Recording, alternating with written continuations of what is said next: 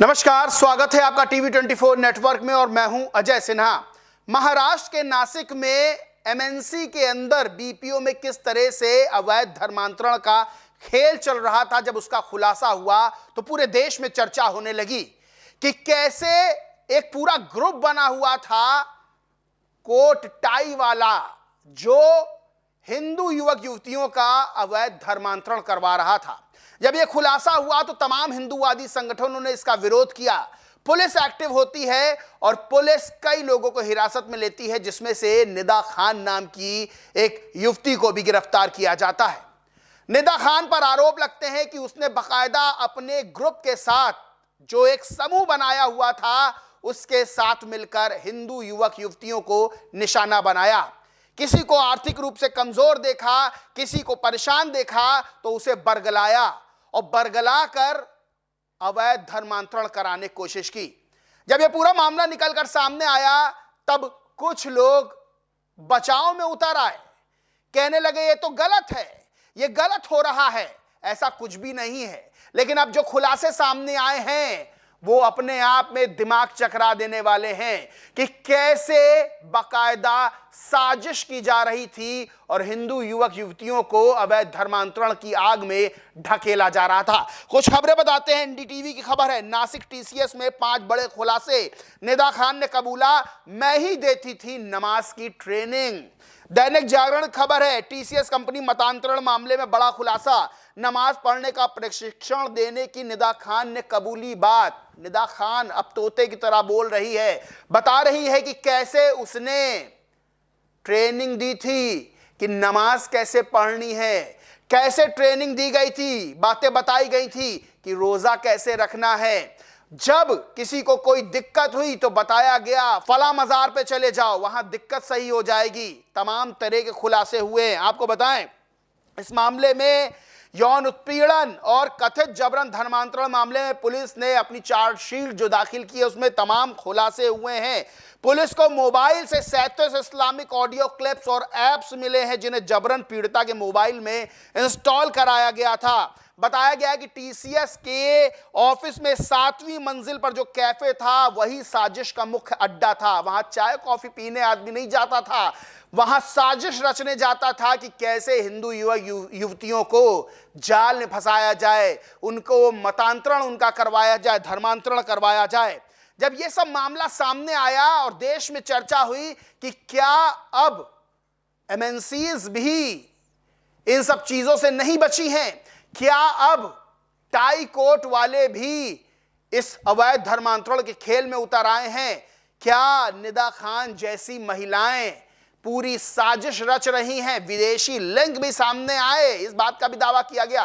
तब आरफा खानम शेरवानी जैसे लोग बचाव में निदा खान के उतरे। आरफा खानम शेरवानी ने ट्वीट किया था, वीडियो डाला था, लिखा था किसी भी समुदाय के लोगों की तरह कोई भी मुसलमान अपराध कर सकता है, लेकिन रोजमर्रा के मेल झोल के पीछे किसी सुनियोजित वैचारिक जिहाद का दावा करना बेतुका संघी प्रोपेगेंडा है। मेरे साथ दोहराएं, लव जिहाद एक झूठ है, लैंड जिहाद एक झूठ है, कॉर्पोरेट जिहाद एक झूठ है। इनकी नजर में सब झूठ है। लेकिन अब जो चार्जशीट सामने आई है पुलिस की, उसमें जो दावे किए गए हैं वो मैं बताऊंगा।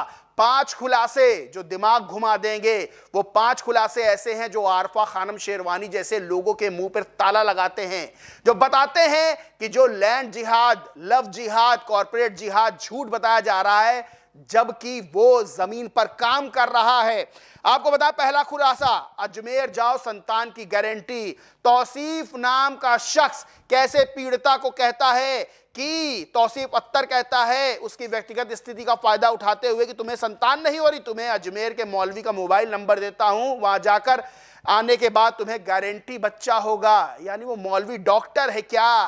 वो मौलवी जच्चा बच्चा का डॉक्टर है क्या जो बच्चा हो जाएगा? तमाम सवाल खड़े होते। दूसरा खुलासा, निदा खान ने कबूला कि मैं ही देती थी नमाज की ट्रेनिंग। निदा खान ने कहा कि वो पीड़िता को नमाज पढ़ाना सिखाती थी। तीसरा खुलासा, मोबाइल से 37 इस्लामिक ऑडियो क्लिप्स और ऐप्स मिले हैं। इसके अलावा मोबाइल में कई यूट्यूब लिंक्स और मुस्लिम धर्म से जुड़े 4 विशेष मोबाइल ऐप्स पाए गए हैं।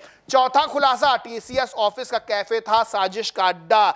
बताया जाता है 7वीं मंजिल पे जो कैफे था, वो अड्डा था, वहां धर्मांतरण की पूरी प्लानिंग उसी परिसर के भीतर रची जाती थी। पांचवा खुलासा, रमजान के महीने में पीड़िता पर रोजे रखने का दबाव। जब साल 2025 में रमजान का महीना था, तब पीड़िता पर ना सिर्फ मानसिक दबाव बनाया गया बल्कि उसे जबरन इस्लामिक नियमों का पालन करने के लिए मजबूर भी किया गया।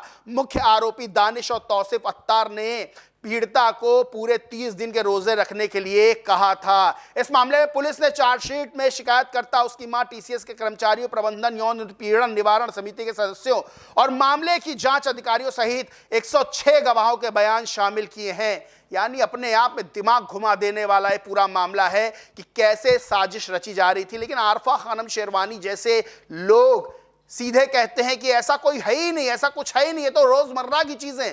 तो रोजमर्रा में कोई आपसे बात करेगा तो क्या आप उसका अवैध धर्मांतरण करवा देंगे?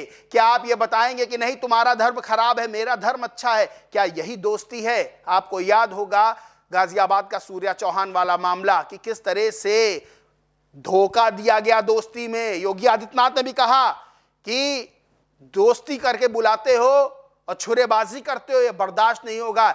ऐसे ही इसमें दोस्ती की जाती है, फिर अवैध धर्मांतरण की ओर ढकेलने का प्रयास होता है, जो टीसीएस का मामला आया था।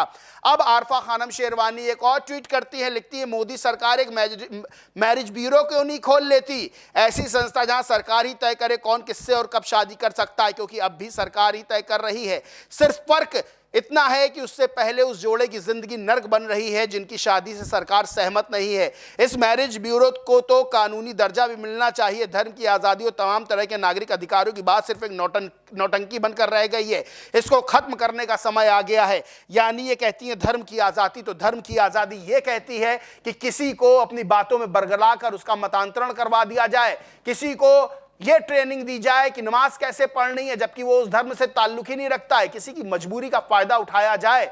आरफा खानम शेरवानी तमाम तरह के आरोप मोदी सरकार पर तो लगाती हैं, लेकिन क्या इसका जवाब देंगी कि ये जो चल रहा है इसके पीछे कौन सी गहरी साजिश है? लेकिन एक बात साफ हो जाती है निदा खान वाले मामले से कि टाई कोट पहनने वाला पढ़ा लिखा व्यक्ति भी किस तरह से धार्मिक रूप से कुंठित हो सकता है और यह सोचता रहता है कि कैसे दूसरे धर्म के लोगों को, जिनको कोई परेशानी है, उनका अवैध धर्मांतरण करवाया जाए। जो बड़े खुलासे हुए इस मामले में वो चौंकाने वाले हैं और इसने एक बड़ी बहस छेड़ दी है। इस पूरे मामले पर आप क्या सोचते मानते हैं, कमेंट करके जरूर बताएं। वीडियो अच्छा लगा तो लाइक करें, शेयर करें और चैनल को सब्सक्राइब नहीं किया तो सब्सक्राइब करके बेल आइकन जरूर दबा लें। धन्यवाद।